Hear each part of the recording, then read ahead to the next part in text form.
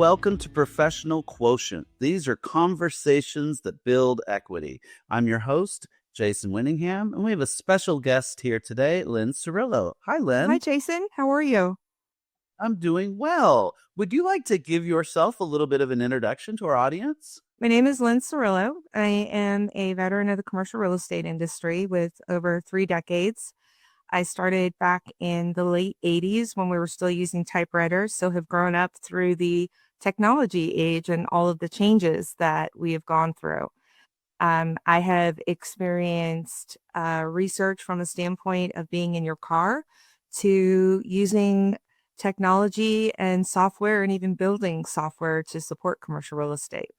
I have been on all different sides of the table in commercial real estate, from brokerage to property management to executive leadership.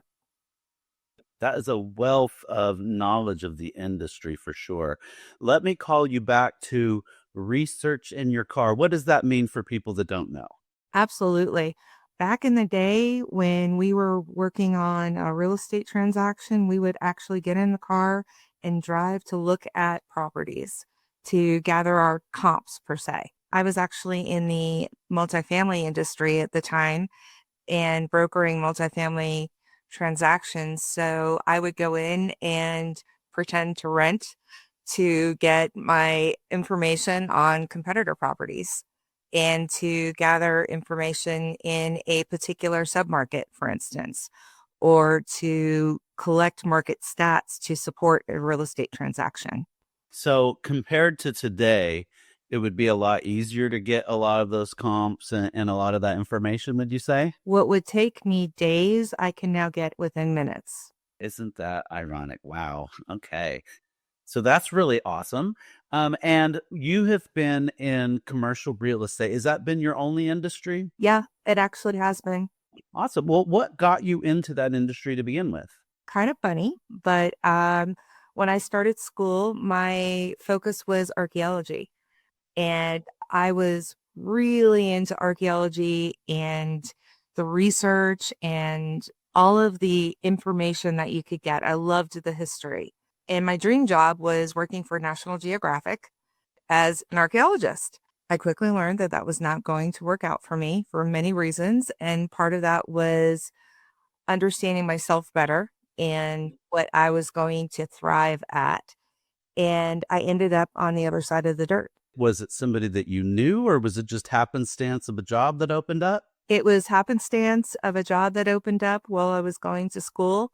And I decided to work during the day and go to school at night. And it was my first property management job on site at an apartment complex. Awesome. So it was just kind of serendipity that you fell into real estate instead of digging up bones underground or pottery or whatever all is involved with archaeology. It really kind of just blossomed from there. And my career includes several moments of time where I've reinvented myself, but within the same industry. Okay. And was there a reason you kept within the same industry? I think one of the things that I learned very easily was the lingo and the jargon, and it was much easier to be supportive in my reinventions by knowing that information already, being comfortable with the words and the just the market knowledge, the economics of how real estate worked, and being able to support whatever role I was in with that history that I already had. That makes complete sense to me, for sure. So can you tell us a bit about what your day job is now and what your typical day might look like? Absolutely. I'm on sabbatical. Nice. Yes, after I think 37 years, I realized that it was time to take some time, which is something that I don't think a lot of people really think about and do. We really work hard at working, and I was a workaholic. It is one of the things that is a motivator for me is that type of chaotic environment that works with my ADHD brain. And I would work 10 to 12 hours a day happily. Even on a day where I was working remote and not in the office, it would be 10 o'clock at night and I go, oh, I probably should stop now. Um, and there's a point where you realize that you're not giving your all to your family and they need you. And I had some changes come up in my family and I realized that it was time to take that time to step back and focus differently for a little while. Oh, that's awesome. Well, I'm glad you're getting a chance to really do that, or creating a chance for yourself to do that, because it sounds intentional. It is intentional. I initially thought I'll do this for a short period of time and I'll go right back to work. And I realized as I was taking the time and going through decompressing, because that you definitely decompress and you have to let go of some things, that it was important not only for my family to have me, but for me to actually experience this time. And it also changed my trajectory completely. I realized that I wasn't happy where I was and we packed up and we moved to another state where I have wanted to be for a long time. And I am just immersing myself in my location now and really enjoying life and getting to experience life versus feeling like I'm just pounding away at work, work, work. Hmm. Well, the temptation to pound away at work is strong, because in theory, it allows us to enjoy life if we're making a paycheck and whatnot. But what you're saying is that sometimes when we're pounding at work, we forget to live, or we forget to engage with the rest of it. And so I'm excited for you that you are getting the other side of that door, so to speak. It's not going to be forever. And part of that time is actually working on another reinvention and how I want to come back to the work world and what is going to be meaningful, because I definitely over time have learned, there's a point where you're pressing and pressing and pressing and you want to climb, climb, climb. And then you get to that top point and it's exciting and it's thrilling. And then you have to go, oh, what's next? How do I feel like I am really being authentic? How do I feel like I am doing things that matter? And doing things that matter, the older I get, the more important it is to me. Makes sense, because we spend a lot of our time doing work, and the more it can be of something that we believe to have value, I think it doesn't. I've heard that expression that if you love what you do, you never work another day of your life. I don't agree, because I've done some things I love and it's still a lot of work. It just kind of makes it easier to do the work, or easier to wake up and say, all right, let's get going. But it doesn't remove the ability, like the feeling of, okay, I got to put in some hours on Yeah, this. it's very true. Um, I agree with you. I don't support that statement either. Um, because there's a stigma to the term work anyway. And when we hear the term work, that stigma, and it doesn't matter if you're in school, if you're doing a job, whatever it is, if you're an athlete, right? There's work that's involved, and there's a stigma to that term work that gives all of us a sense of pause. And, um, you know, there's some days where you just don't want to get out of bed. You just don't. You wanna sleep in and you go, "Ooh, I got to do this on vacation. It would be real fun to do this today." Um, so I think that you do wanna find things that feed your soul. You do wanna find things that give you a sense of purpose and, energy for your day. Absolutely. But there is the work-life balance is also something that I don't believe exists, because too much of work has blended into life. whether it's because you work remote, whether it's because you carry your phone everywhere, whatever it is, it's a balance. I kind of I had a situation happen, and it's funny, but it's not funny. But I was on vacation with my family, and we were at an alligator park in Florida. And I was riding this train, and I had my phone, and my phone started buzzing, and I'm, immediately answering emails and text messages, and I'm taking care of business. And I'm thinking, I'm not disturbing anybody because we're on this train. Everybody's looking out the window. I'm doing this. It's fine. The train stopped. Everybody gets off. We get to go off. I'm still like this with my phone, hit my head, got this massive bruise on my head and a bump. And I went, and everybody turned around and went, "Oh, were you working?" Yeah. Yes, I There's a was. life lesson. Oh, Yeah. wow. So being present, um, where you are is important.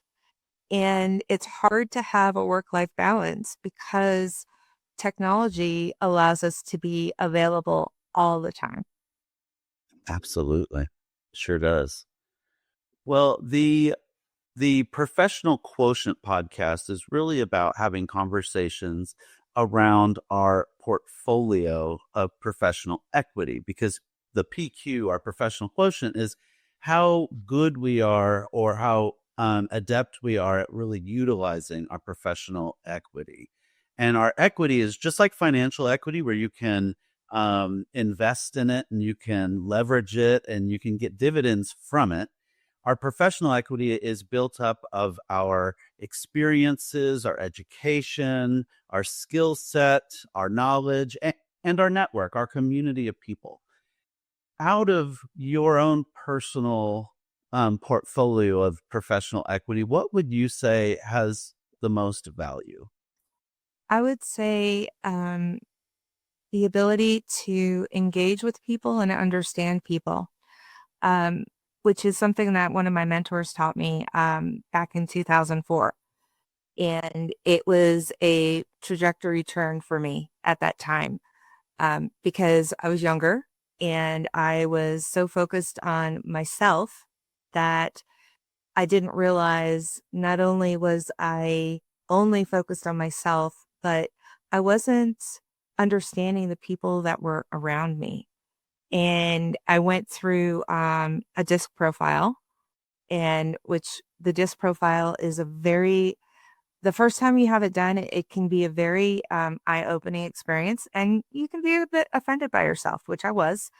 Um, but once I understood myself and I began to understand others, I also found my learning experience from everybody became so much more valuable because I knew what I would want to do and what I wouldn't want to do.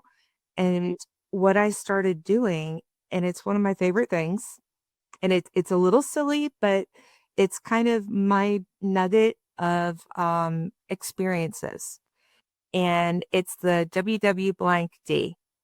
And that is when I learn from somebody.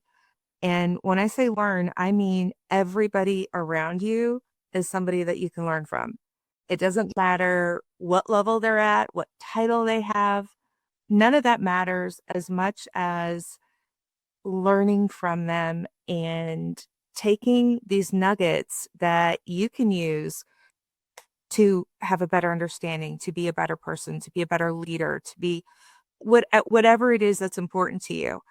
And when I get that nugget, I have a moment where I go, I need to remember this. And in this case, it could be a what would Jason do? And a moment in time will happen, and I'll go, oh, this is it. What would Jason do? And I will hear Jason's voice at that time with that nugget, and I'll go, that's what I want. That's what I need right now. That's what I need to do. Um, and that has been probably one of my most favorite things with the development and growth through my career is learning and really listening to people, not to respond, but to hear what they're actually saying. Absolutely. And I'm hoping that, if you're in another situation like at this gator park, that you would hear my voice say, "Put the phone down and don't get eaten by a gator." Yeah, I won't. Well, when it comes to everything within your professional equity portfolio, your PQ, what were things that were difficult to attain to, or what obstacles did you have to overcome or circumnavigate? So, one of the biggest obstacles is one that is actually more talked about now than has ever been before. And I think it's near and dear to your heart as well. And that's being neurodiverse. And, for a long time, there have been labels put on people, and there have been assumptions made about people. And there has been a lot of misunderstanding about what it is to be neurodiverse. Now, I know neurodiverse itself as a term is something that we're just talking about now. But from a very young age, I did not know until I was in high school that I was dyslexic. And I had to learn how to work around the dyslexia, what the triggers actually were for me with my dyslexia, because it's not the same for everybody. Um, and it was a struggle for me a lot of times until I learned how to work with it. Um, how information was actually digesting in my brain. And I could confuse information, numbers. And here it is. I love numbers and I love research and I love, you know, when I was brokering, I loved commission. Boy, I could figure that out. But, there were other numbers that I would struggle with. So being neurodiverse, because I do have ADHD, I do have dyslexia, I've got anxiety, all of these things play a part in your experience as you're growing. And when other people don't understand it, and as an example, I once had somebody, I was working on a letter of intent at work and I flipped two numbers. I made a deal much bigger than it was going to be. I thought, hey, this is a good thing. And the person I was working with said, "Can you not just take a pill for that?" And I was like, wow, no, I can't just take a pill for that. Um, but I can work on how I can be better. But I also need for you to understand that I do have this going on. Uh, but back then, that's exactly how people looked at things. And coming from a time, being a Gen Xer where we didn't talk about things like that, or if you did, it was yeah, this person has this or that. Um, I am so happy that we're talking about it now, but it for me was one of the biggest obstacles. Uh, because also being having ADHD, I need chaos at work. I just do. If things are just the same and they just go on, first of all, for dyslexia, I'd like, I need to add some stuff into this. This is not working. And then, you're sitting there and suddenly you're going, shiny. Oh, what's over there? When I have a work experience where there's a lot of things going on, wow, my ADHD is like, I got this. I'm good. But it took years to get to that point and truly understand the obstacles that I was working with and how to work with them. Uh, so for me, that is the biggest thing, but also I love the fact that we're talking about it now. Absolutely. Would you say that it has made it easier to work because of the awareness? Yes and no. And I say yes and no because there are still stigmas. And the stigmas are, and I'll use an example. My daughter has been diagnosed as an adult with autism. And when that first was discussed, it was one of those things where like, oh God, your daughter's autistic. Oh, okay. Yeah, my daughter could do math like Rain Man, you know? So there are things that are actually being more understood. For example, somebody who's autistic, there are career paths where they exceed and they are exceptional, and it shouldn't be a stigma. And more companies, I believe it or not, Facebook is actually one of them. They have a whole section on working with people who are neurodiverse and how they support them. So I'm happy to see that, but we're not quite there yet. And there's still stigmas that we've got to get over.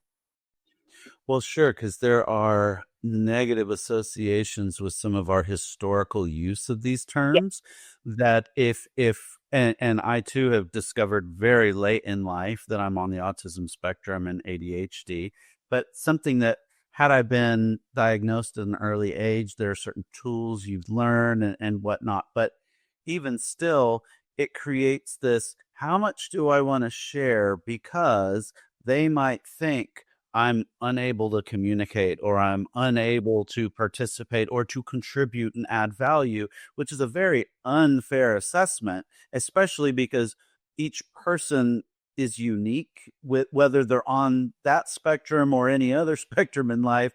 Each person's always going to have their own unique skill set, their own unique opportunities for strength and all that as well. But it certainly is we're getting there. Those conversations are being had, which is wonderful, and we can accept it. But then sometimes, and I'm purely from my own perspective, I'll be reading some things about autistic workers online, and I'll think, oh, now you keep talking about executive function. It makes us all sound like we can't start a task.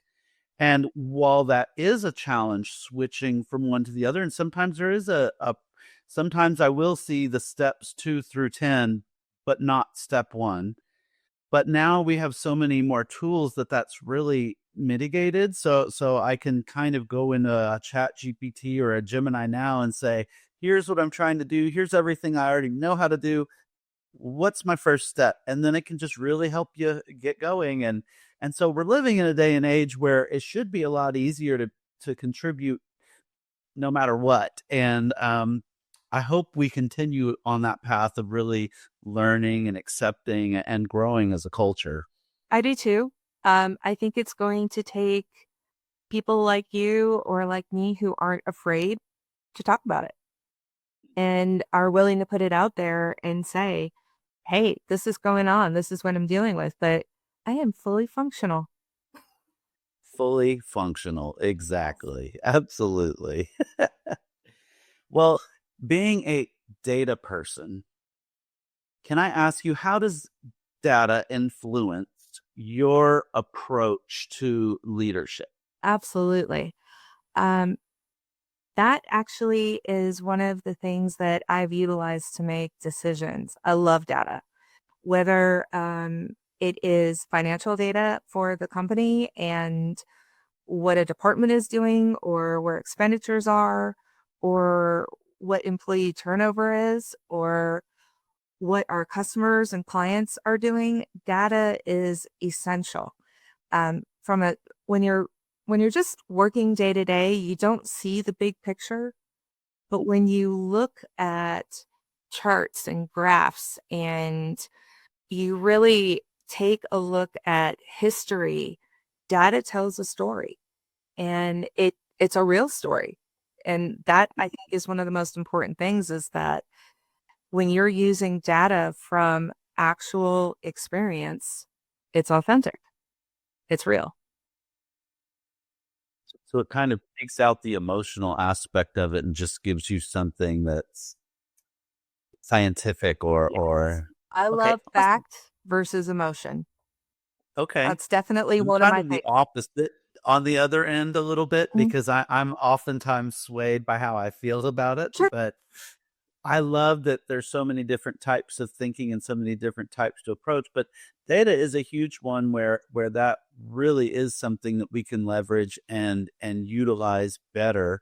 And people like me that are more emotionally driven, the more we can adopt a data mindset, I think the more helpful it can be to our own careers. Sure. Which is why I asked the question. Yeah. No, it's I understand that completely. I think also, since you asked that question, that is actually one of the things that I've learned about myself through my career, because I thought that I was emotionally driven. And I had to learn at one point, I actually am not as emotionally driven as I am fact and data driven. And after the fact and data, I add emotion, which is it could be the energy that the facts and data give me. Ooh, we need to do this. Oh, this is great. This is going on. Oh, how do I share this information and let people know that this is the path that we're on? You know, my emotion comes after as part of the story that I'm going to tell because of the facts and the data that I have digested. That makes perfect sense to me. That's beautiful. Thank you for sharing. When it comes to teams, you have led a number of teams over your career. How do you cultivate strong team mentality? I I actually start with the disc profile. I love the disc profile. And I when I am presenting it to teams, the first thing I say is, here's my profile. You can read it.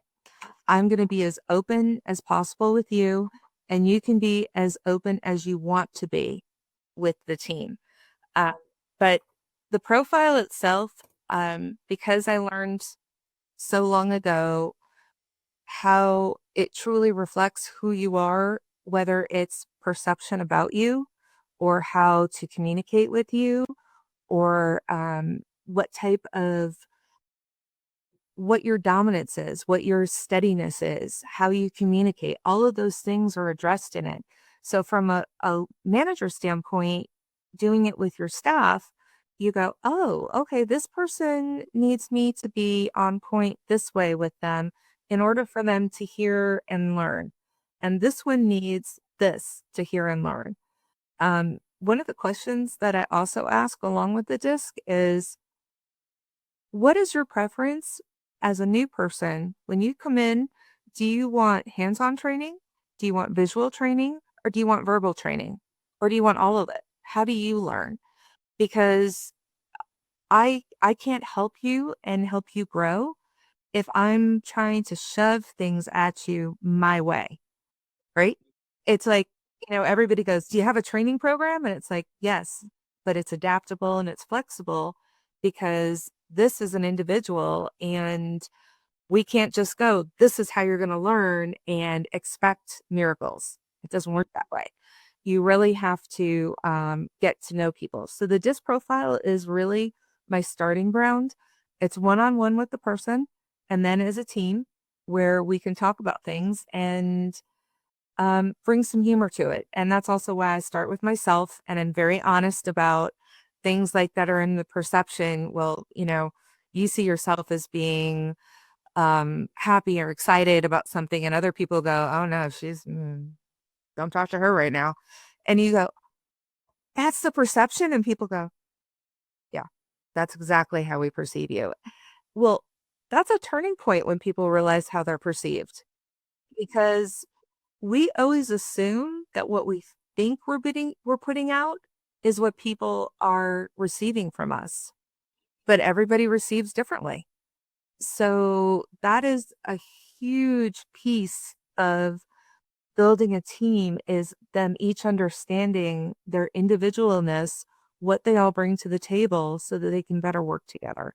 I like that because you're starting by getting to know people, but you're also using data to get to know them, which I really appreciate that. I've taken the disc before. Can you describe to our audience what that entails? Sure. It's a series of questions that go through natural and adaptive styles that people have. And it focuses on their dominance, influence, steadiness, and then their conscientiousness. So it really addresses how they interact with people, how they interact in their personal situations, if they're an influencer, if they're an adapter, if they're an implementer, what type of person are they? and how do they respond in their work life and their adaptive style. I will tell you that people that are really in their right positions, and I say that because you can have the best employee in the world and put them in the wrong job and they're not going to be successful, right? But people who are in their true calling tend to have a very similar and natural and adaptive style. They don't change to come to work. They are who they are. They're their authentic selves. And because of that, they don't have a mask that they try to keep up at work. They are just there doing what they do. Now, I also couple the disc with the kingdomality. And Kingdomality is a free, fun one online. You can go to kingdomality.com and it's 5 minutes. It's some questions that that you answer, and it tells you who you would be in the medieval kingdom. And it's fascinating and it's fun. And it's honestly the icebreaker that I do with teams. So before we get to the disc, we do the kingdomality because we want to know who the dominant leader is. We want to know who the merchant is. We want to know who the doctor is, who the minstrel is, who the white knight is, and how they are part of the community. And it's really a great way to start people talking about who they are. And it's fun. But you couple that with the disc, and you don't just take the disc once. You take the disc as you grow in your career. And I can look at my disc from 25 years ago to now, and I can see I'm the same person, but I have definitely refined my skill set as I've grown. And you can see that, yes, am I a high D? I am a high D. I'm a dominant person. That's just who I am. However, it is definitely more refined. It, I have learned I'm not a type A personality anymore. I have learned refinements. I have learned better communication skills because of it. And I have learned how to better develop and grow the people around me. Because my my thing has always been hire smarter because I want people to always be confident and competent to raise the bar. Feel good about what you do and own your job. Absolutely. And I love that you couple the disc with that kingdomality because it also showcases what you touched on earlier, which was though you have the data, you still have the emotions because you're bringing in the emotions of, oh, this is because a fun icebreaker like that is always good for the growth of a group because it helps us get to know each other's people to people and not cogs of a machine. And so I love that. I love that. That's great. Awesome. How do you go about dealing with change in the environment? Because this is something that, especially if you've been in commercial real estate, and especially if you've seen us grow from the 80s to current, from driving in your car for research to now, there's been a lot of change, probably continual change. So, how does that shape you, especially from a data perspective? How do you handle change? I love change. And that's partially because of how my brain works and the fact that I love chaos. So change to me is great. And it can be change can bring negative and positive things, right? So it's not all about, ooh, this is great, this is good, this is awesome. It's also, ooh, that's okay. Maybe it's a new law. Maybe it's for instance, you could work in a non-disclosure state and then go to a disclosure state. And the information that you have available is completely different. Um, it's it's how you look at that change and how you embrace it for what it is, and it's the same way that I look at people. People are who they are, not who I want them to be. So I accept the change for what it is, and then I learn how to work with it. How do I utilize it? Is it something that I need to catapult into information that I'm utilizing? Is it something that I go, that's not really a direction that I was hoping that we were headed? You know, you could use economics as change, right? Recessions, COVID, that's one we never dealt with. We never had a situation with a pandemic that created an artificial recession and then followed it by a recession. And for me, that was a big change because I was used to very specific scientific economic cycles. This is what we go through. We're here, we're here, we're here in the cycle. And suddenly COVID threw in a monkey wrench that we all went, oh, now what? Um, we got people working at home. Oh my God, is it okay? Will they work? Will they do what they need to do?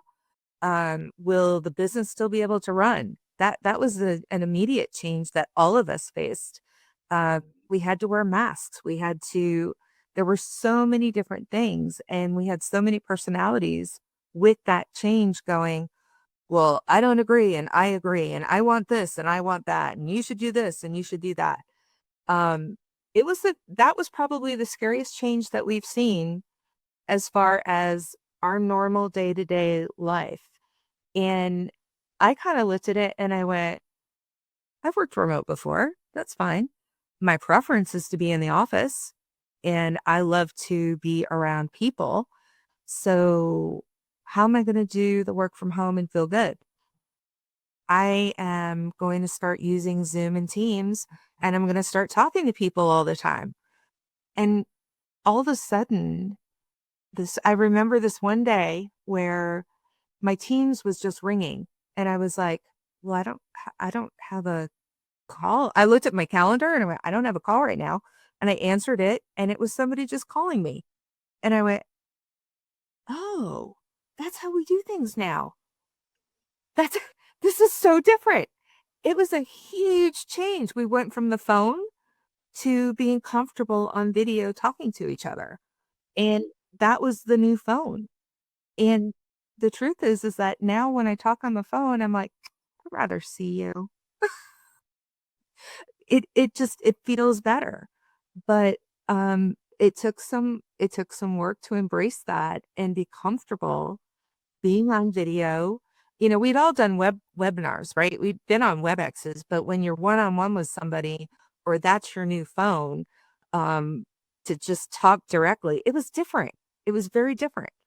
But to me, that's one of the big examples of a work change that happened for us in how we communicate. And it also meant that people that felt like they weren't necessarily already in the office with you, right? Say your team is scattered everywhere and the people that are with you have this great connection with you because they see you every day and they get to engage with you. But the people that are in other states don't have that same engagement. Well, suddenly all of that kind of came together. And those people that felt like they were on islands suddenly felt more connected than they felt before. So, in many ways, where people thought we were going to lose connection because of going home, we actually gained connection.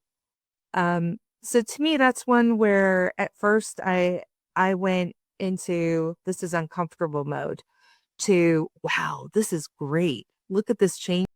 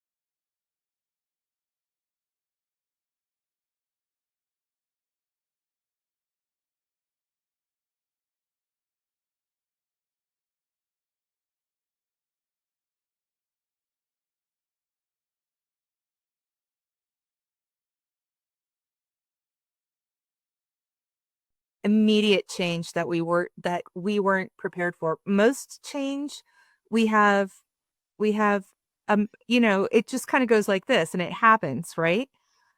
That was overnight change. Sure was. Yeah. Sure was. Now, so things like that are a little hard to prepare for. Mhm. That's that's fair. But when it comes to growing our professional quotient generally Uh-huh. and getting ourselves ready for our next moves, what are some of the things that you do to build yourself up, to lift yourself up? I research. I love reading and I research. I love learning, and that's one of the things that I have carried with me whenever I have the opportunity to take a class, attend something, do something different that I've not done before that allows me to challenge and stretch myself. I like to do it. Now, I will tell you, I'll be the first person sitting there going beforehand going, "Oh, I don't know if I want to do this. I just don't know." Uh, and then I do it and I go, "Well, that was fun. Why not?" I did it the other day. I wanted to do a class. I live in a new town and I'm trying to immerse myself. I'm in Wyoming now, which I love. And it's 37 degrees outside right now. So it's a little chillier. But the community is very it it's small and engaging in different ways. And so I want to be a part of it and I want to meet people and engage with people and things. And there was this painting class that they were having, and I thought, oh, I so want to do that. And then I went, no, I don't, because I'm not going to be any good at it. And I debated and I debated, and then I thought of a couple people that I'd met here since I'd moved here, and three people, right? Three people, and I reached out to the three people. And this one lady that I had met at a craft show back in October said, "Yeah, I'll do it." And I thought, this is cool. I haven't seen her since October. This is, and I just met her. She was a vendor. And so I showed up at this painting class and she showed up and there was one other woman with her son and we did this painting class, but the conversation was so fascinating during the class. I learned more about where I live. I learned about some people that I need to reach out to. I learned about a class in town that I would be very interested in taking and engaging with. I learned about a school that my granddaughter is going to be going to. It was like putting yourself out there and experiencing things. It's not just for your professional growth, it's for your personal growth, and both are what pushes you forward. Both of those things. And I walked out of that class and thinking about being on sabbatical and going back to work. I walked out of that class and I thought, I have some new ideas on my transition and what I'm going to be doing next that I would not have gotten if I had just stayed home. So it's, I look at a lot of the personal things that I do as aiding the professional things and the professional growth, and the direction that I want to go. I also came home and bought a bunch of art supplies because I got a lot of ideas that I want to try. But um, those type of experiences, doing your research, doing your homework, even asking Chat GPT silly questions. I love doing that. I find Chat GPT actually to be fascinating as a resource for, I was thinking about this. What can you tell me about it? It's fantastic. Um, but really, really taking the time to think within yourself about what you need, what you would like to work on, not what you need to work on. I've always believed in what you would like to work on versus need. The reason is you'll put more energy into what you like versus what you need. It's true. I can attest to that because when I was at one point working for the office leasing team at CBRE, I very much wanted to get into videography. And that wasn't part of my day job at all, but it was something I started to do on the side of my desk when I created a YouTube channel called Green Tip Guy. And I was creating. Oh, they were so terrible by today's standards with videos too. Like if I go back and watch, I'll cringe a little. But the point for me with each one was if I don't film it and just hit publish and send it out there, I never will. I can't wait for perfection. I just have to at some point do it. And after doing videos for a couple years, it got so to where I felt confident enough to say, hey, I could bring this into my day job. I can start filming virtual tours of an office and start doing these things. And so it was something that was a passion that then turned into what I was doing to get paid. And so that was something I very much resonated with when you said that just now. So I used to watch her videos and I loved them. So I'll be honest, there were times where I was like, oh my God, that's a great idea. And then I go, Jason, there's no way I can do that. But, I love the fact that you were putting it out there because it started discussion and it made you think. I appreciate that, Lynn, because Yeah. that definitely was my thought at the time was that sustainability is this huge thing. And the arguments I would hear from people were, well, I can't afford to get a windmill and solar panels on my house, so I'm going to wash my hands of it and go in the opposite direction. And what I kept thinking was, there are a million and one small things we can do, small steps we can take that move us in that right direction. And to be honest, that's kind of the evolution of where I'm at today with Professional Quotient, is because we can still learn small steps from individuals that we talk with, and we can still be making little steps that maybe seem insignificant when we take them, but over time we can look back and think, oh my goodness, I've come a long way. And that's where I get really excited about development of ourselves, both professionally and personally. And I appreciate that you shared that a lot of times it's the both. And I also resonated strongly when you said that on the disc profile, when you're doing a job that aligns with who you are, when you're authentic in the workplace, and that's a buzzword now, authenticity, but it's true. And it wasn't until really started to know things about myself, having descriptions like neurodivergent to say, this is me. I don't have to hide in the shadows. I can just tell you, this is who I am. And then you start bringing your full self to work. And it was at those times that I was contributing, say, hey, I've got these videography skills. Why don't I use them? And then I started to feel more engaged, more connected. And that's when I saw exponential growth. And so I very much appreciate that you said that and resonate strongly with it. Oh, I'm glad. I it it's a game changer. It really is a game changer. And taking ownership of that authenticity, just it changes your trajectory. It changes how you think about what you're capable of. And you're right. It's one of the things I think about all the time when I start something new. When you're first starting something new, you feel like you're at the bottom of the mountain.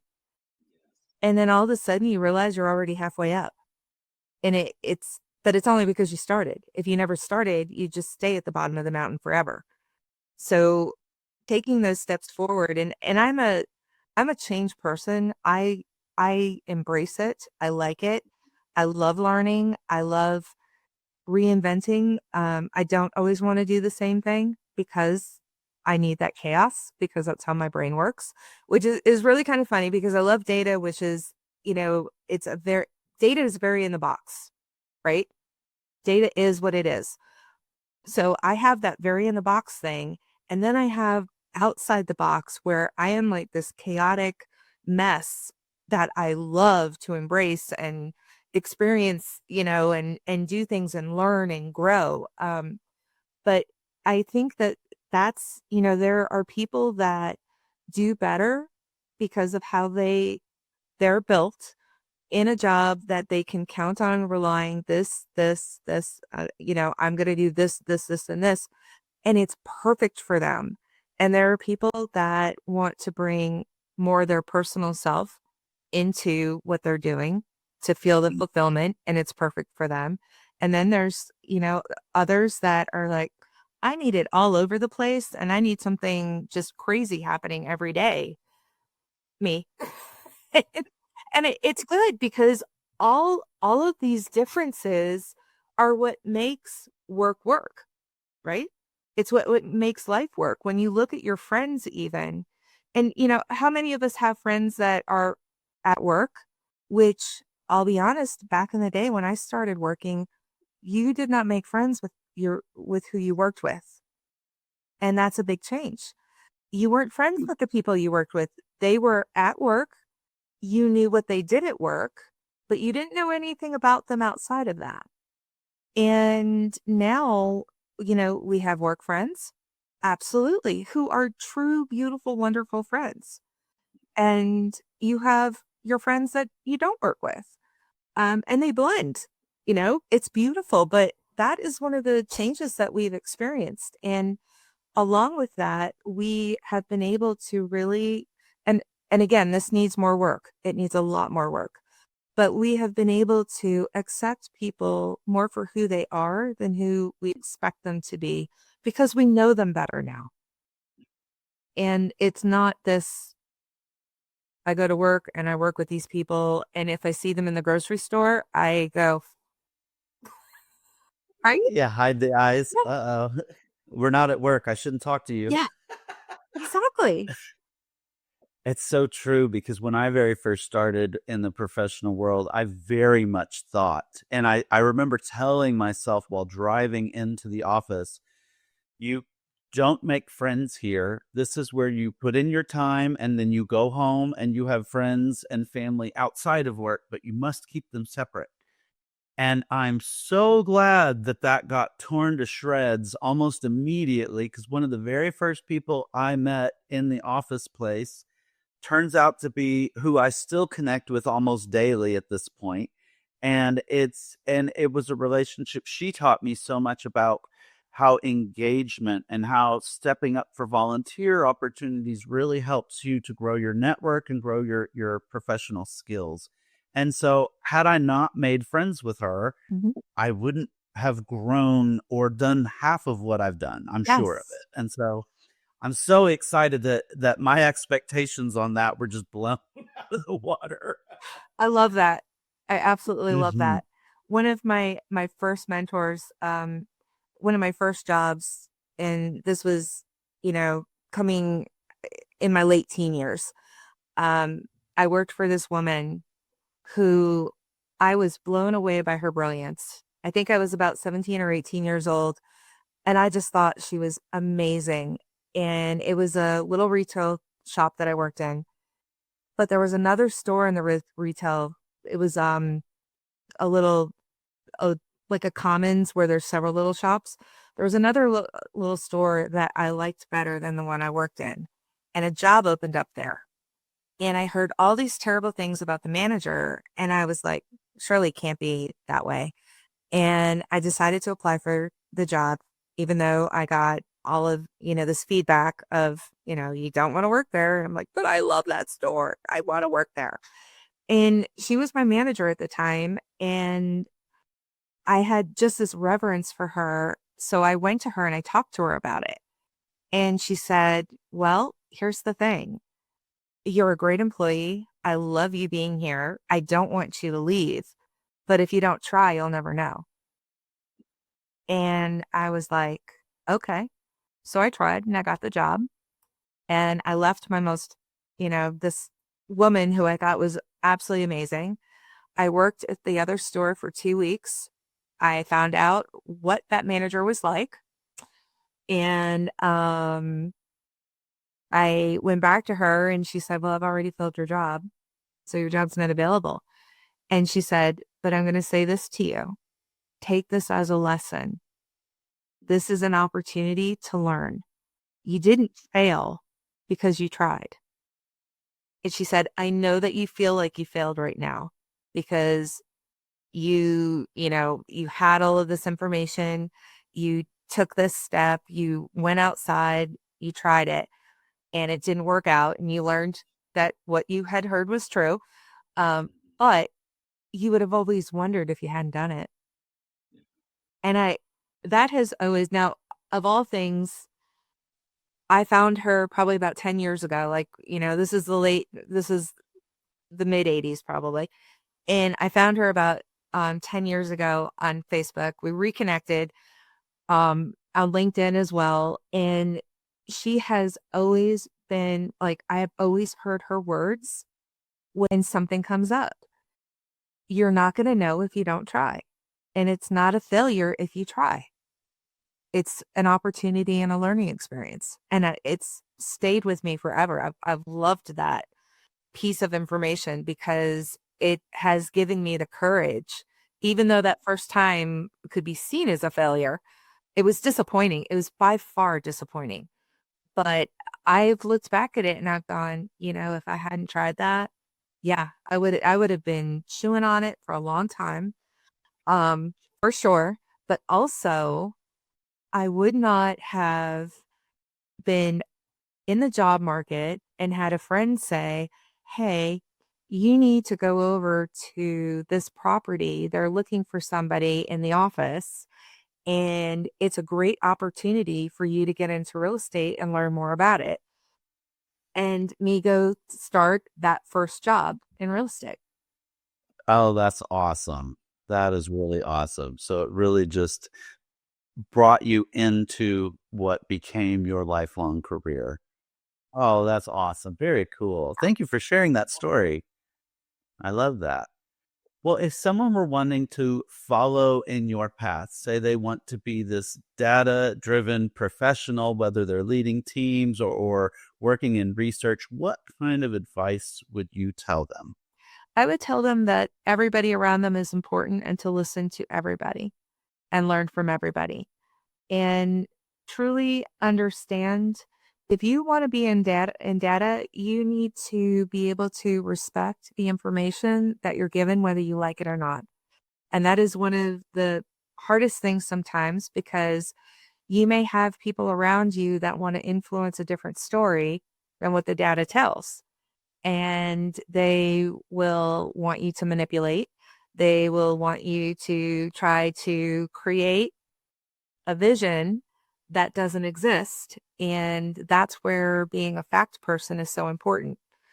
And when you're telling a story with data, yes, there's many different ways to tell that story, whether it's visual with graphs and charts and, all sorts of beautiful things that people go, "Oh, that's so pretty. It must say what I want it to say." Or it's flat out numbers where they're going, "Okay, that's what I need to see." Um, you need to be able to stand up and say, "These are the facts, this is the information," and not be swayed by the people around you that want a different story. So you got to have some backbone I was going to say thick skin, but yeah, backbone, and that's thick another skin. one. But Absolutely. yeah. But you got to have hmm thick skin to be in real estate. So commercial real So estate that's is, good advice for real estate and data driven yeah, jobs. So I like that. yeah. Yes. Also, one thing I would love to hear from each of our guests is any thoughts on who they might recommend to share their PQ story. Absolutely. I would love it if you talked to Greg Stebbins. Greg Stebbins is, his company is People Savvy.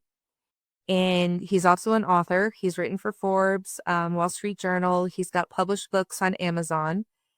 And Greg has been my mentor since 2004. He is to this day still the person that I go to when I am looking to change, or I am stuck with something, or I just need to talk through what's going on. Because he sees through all of it so beautifully. But Greg is the one that taught me something very important, and that is leading with love.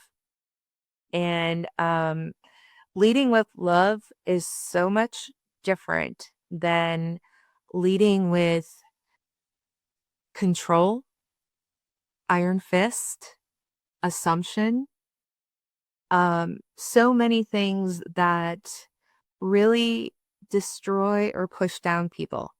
It's all about lifting people up so that they get to be their true selves and they get to experience their success. Um, he's got an amazing story that is fascinating to listen to. I love his story. I'm not even gonna I want you to talk to him, so I'm not even gonna give you a snippet of it. Um, but Greg has done amazing work with transcendent leadership and leading from love and the importance of being that type of leader and how different an organization can be when they lead from that. Well, I appreciate the suggestion. I Mhm. hope I can rely on you to make a You bet connection I because will. I think awesome, awesome. I That sounds absolutely will. now I know that you had some notes that you had prepared before. Is there Yeah. anything that you would like to make sure we have mentioned before our time comes to a close today? There is one thing, and that is always take time to think through the decisions that you're making and look at them like a chessboard. Now, you don't have to play chess, you don't have to know the strategy of chess, but always consider that one decision that you make can have an effect on the next 10 moves. So don't play checkers. Don't run across that board to get kinged and destroy everything in your path. Take the moment to think about that moment, that piece that you've got, that decision that you're going to make, that change that you're going to implement, and what it actually means. And if it's only for the short term and the short term is necessary, then that's fine. But if it's not for the short term and you're looking for some long term goals, always consider the next 10 moves. Always consider what that is going to affect before you do it. That sounds like extremely valuable advice. Thank you, Lynn. I love that. If people would like to connect with you, are they able to do so? And how would they find you? I am on LinkedIn, Lynn Cirillo on LinkedIn. And my email address, I'm happy to share. It's on LinkedIn as well. It's just L_Cirillo at MSN.com. And I am happy to talk to anybody. I do have people that reach out to me for mentorship, and I love helping people. I love having people feel successful within themselves as well as in their personal lives and at work. Oh, that's beautiful, and I really appreciate knowing that there's folks like you out there in this world that are willing and available because that makes all the difference in our career growth. So Oh, thank you for your thank you. willingness to do that. That's Thank you. awesome. Well, if you've enjoyed this conversation, please like and share it or leave a good review. Remember that unlike your IQ or your EQ, we can always easily raise our PQ. Just keep learning, building, and connecting. Until next time.